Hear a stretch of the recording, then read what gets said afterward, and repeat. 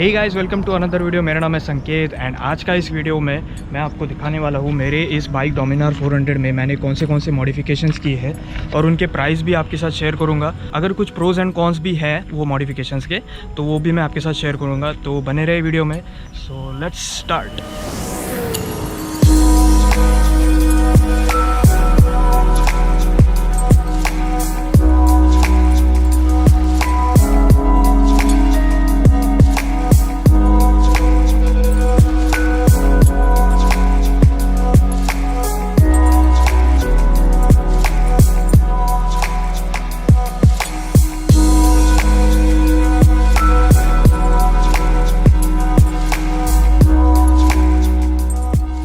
So guys, अपनी first modification है ये अपना क्रैश गार्ड, झाना का क्रैश गार्ड है और ये मुझे क्रैश गार्ड गिरा है 4400 रुपीज़ का। तो ये क्रैश गार्ड लगाना बहुत ही ज़्यादा इंपॉर्टेंट है क्योंकि जो स्टॉक क्रैश गार्ड रहता है और वो क्रैश गार्ड ये वाले जो बोल्ट है, ये वाला अंदर एक बोल्ट जाता है जो बाइक के फ्रेम में जुड़ता है, वो फ्रेम से अटैच किया रहता है और वो बोल्ट हमेशा टूट जाते हैं। मतलब मैंने ट्राई किया था 4 टाइम्स वो टूटा है। ये वाला जो रहता है क्रैश गार्ड, ये डायरेक्टली बाइक के फ्रेम में घुस जाता है, तो ये वाला टूटने का कोई गुंजाइश ही नहीं है क्योंकि बोल्ट है ही नहीं है, बोल्ट निकालना पड़ता है इंस्टॉल करने के लिए। तो ये वाला क्रैश गार्ड इंस्टॉल करना मैं तो सोचता हूँ कि बहुत ही ज़्यादा इंपॉर्टेंट है क्योंकि अगर आप यहाँ पे देखोगे तो ये इंजन को भी प्रोटेक्ट करता है। क्योंकि अगर बाइक इस साइड को गिरती है तो मोस्ट ऑफ द टाइम्स क्या होता है कि यहाँ पे इंजन को बहुत स्क्रैचेस आ जाते हैं। तो ये अगर आप देखोगे यहाँ पे रबर पैडिंग भी है, तो ये रबर पैडिंग की वजह से अपना वाइब्रेशन बहुत ही कम हो जाते हैं और सेम रबर पैड्स यहाँ पे भी आते हैं, तो इसका जो वाइब्रेशन है वो बहुत ही कम है। इसका एक मुझे कॉन पॉइंट लगता है वो है कि जब आप 100 की स्पीड क्रॉस करते हो, 100 से ऊपर जाते हो, लेट्स से अबाउट 140-150 तक अगर आप जा रहे हो तो यहाँ से इंजन से ये जो वाइब्रेशंस है ये आपके फुट पैग में आपको महसूस होने लगता है। मतलब मुझे मालूम नहीं कि ये इसी के वजह से आया है कि पहले से ही था, पर अभी मुझे बहुत ही मतलब कभी कभार महसूस हो जाता है कि यहाँ पे वाइब्रेशंस हो रहे हैं। तो अगर आप देखोगे तो इस क्रैश गार्ड का सिर्फ एक ही कॉन पॉइंट है, वो है कि वाइब्रेशंस फुट पैग में आ जाते हैं at high speeds. Other than that there is no any cons for this. It is the best crash guard. अगर आपने मेरी पुराने वाली वीडियोस देखी होगी तो उसमें मैंने मोटो XLR का क्रैश गार्ड इंस्टॉल किया था। उसमें सिर्फ ये 2 पॉइंट्स रहते हैं इंस्टॉलिंग के और 3rd पॉइंट नहीं रहता। तो झाना का क्रैश गार्ड का ये एक प्लस पॉइंट और है कि ये बहुत ही ज़्यादा स्टडी है क्योंकि इसमें 3 कॉन्टैक्ट पॉइंट है जिसमें से ये बाइक के फ्रेम के साथ लग जाता है। तो नेक्स्ट है अपना ये कार्बन रेसिंग का विंड वाइज़र। ये विंड वाइज़र अगर आप कार्बन रेसिंग के वेबसाइट पे अगर देखोगे तो 1800 रुपये का है, तो शिपिंग मिला के ये 2100 में आपको मिल जाएगा।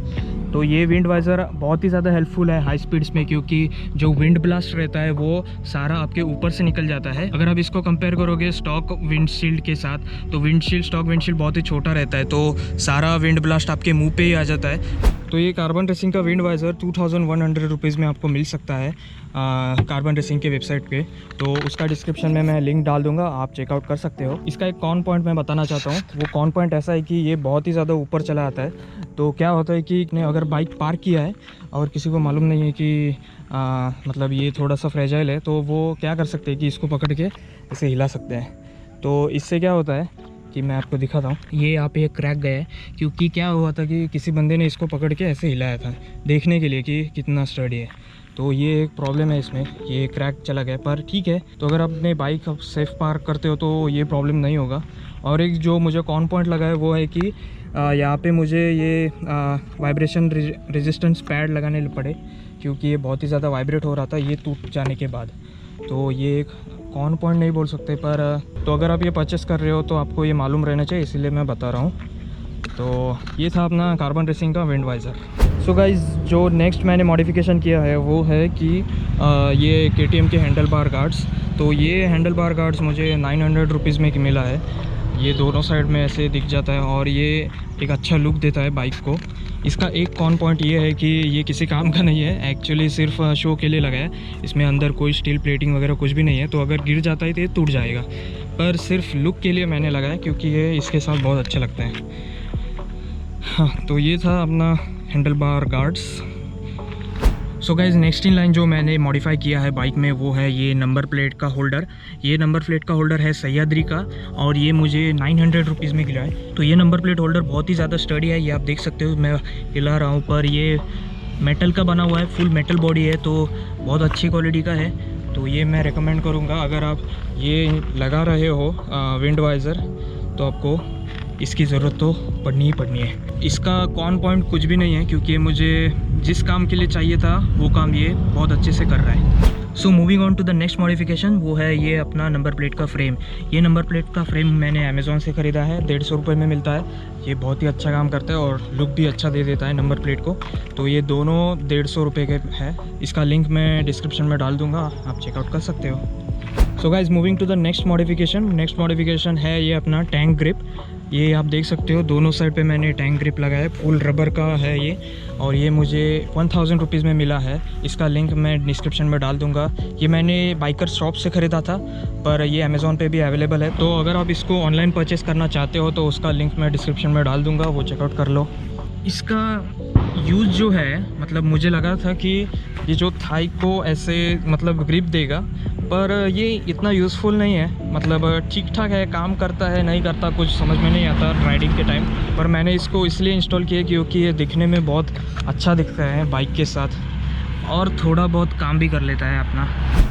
सो guys moving to the next modification, वो है अपना ये सिमटेक का हैज़ार्ड फ्लैशर। ये हाल ही में मैंने इंस्टॉल किया है। इसका प्राइस मुझे मिला है 1400 रुपीज़ में और ये मैंने इसलिए इंस्टॉल किया क्योंकि मोस्ट ऑफ द टाइम्स मैं रात को राइड करता हूँ।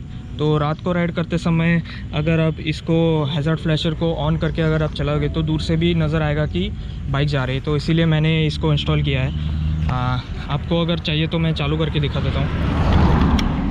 तो चालू करने के लिए इसको ऑन करना है और अगर आप देखोगे तो ये ऐसे फ्लैश करने लगेगा। तो अगर आपको पैटर्न चेंज करना है तो यहाँ पे नीचे उन्होंने छोटा सा बटन दिया हुआ है, ये आपको प्रेस करना है। तो प्रेस करने के बाद आप चेकआउट करोगे तो ये कुछ ऐसा पैटर्न आएगा।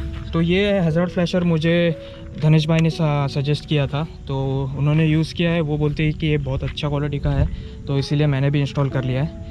तो देखते हैं, इसका अभी मैंने कुछ ज़्यादा यूज़ नहीं किया तो मैं कुछ रिव्यू नहीं बता सकता आपको। तो इसको मैंने ऑनलाइन परचेस किया है, तो उसका लिंक मैं डिस्क्रिप्शन में डाल दूँगा। सो गाइज़ ये थे मेरे टोटल मॉडिफिकेशंस। 10,800 रुपीज़ का खर्चा है और ये सारे मेजर मॉडिफिकेशंस हैं मेरे बाइक में। तो 2 मैंने माइनर मॉडिफिकेशंस भी किए हैं, वो भी मैं आपको बता देता हूँ कौन से किए हैं।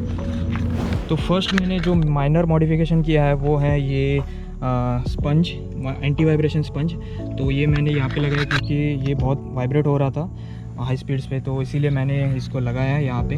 तो इसका भी लिंक मैं डिस्क्रिप्शन में डाल दूँगा। ये मैंने जो पैड्स लगाए हैं ये सेम ही है, तो ये एक माइनर मॉडिफिकेशन आप बोल सकते हो इसको। सो गाइज़ मेरा नेक्स्ट माइनर मॉडिफिकेशन है वो है रिलेटेड टू टायर में मैंने भरा है नाइट्रोजन भरने के लिए मुझे 100 रुपीज़ लगा है। सो गाइज़ टायर में नाइट्रोजन भरने के बहुत फ़ायदे हैं, उसमें से एक है कि आपका टायर जो है वो ठंडा रहता है और आसानी से पंक्चर भी नहीं होता। तो मैं आपको रिकमेंड करूँगा कि अपने टायर में भी नाइट्रोजन डलवा लो। इसका एक कॉन पॉइंट ऐसा है कि नाइट्रोजन एयर आपको कहीं पे भी आसानी से नहीं मिलेगा, तो इसको ढूंढने में थोड़ा सा टाइम लग सकता है। अगर आप राइड पे हो और आपको टायर में एयर चेक करना है तो आपको नाइट्रोजन एयर वाले से ही चेक करना पड़ेगा। तो ये एक इसका कॉन पॉइंट है। सो गाइज़ ये थे मेरे मॉडिफिकेशन जो मैंने बाइक में किए हैं। तो सारे के सारे प्रोडक्ट्स के लिंक मैं डिस्क्रिप्शन में डाल दूँगा, आपको चाहिए तो चेकआउट कर लीजिए। अभी मैं चलता हूँ, let's go.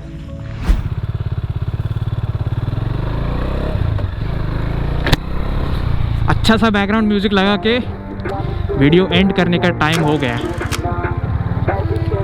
Let's go sir, let's go.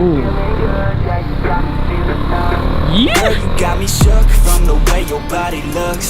Got me riding hooks, got me feeling like a rook. I don't do it by the book, but for you I'll take a look. Don't know what your mama took, sweet and spicy like a cook, yeah. I'll keep it real, let's make a deal. Buy you a meal if you just let me feel. Get out your heels, grab on the wheel. Back to my place at the top of the hill. Don't have regrets, I know what's next. She need a fresh, I'll be back in a sec. Look at them legs, don't make me beg. leg. Back to the room, let me show you my bed. Touching on your body feels like taking on a drug. You got me feeling good, yeah, you got me feeling numb.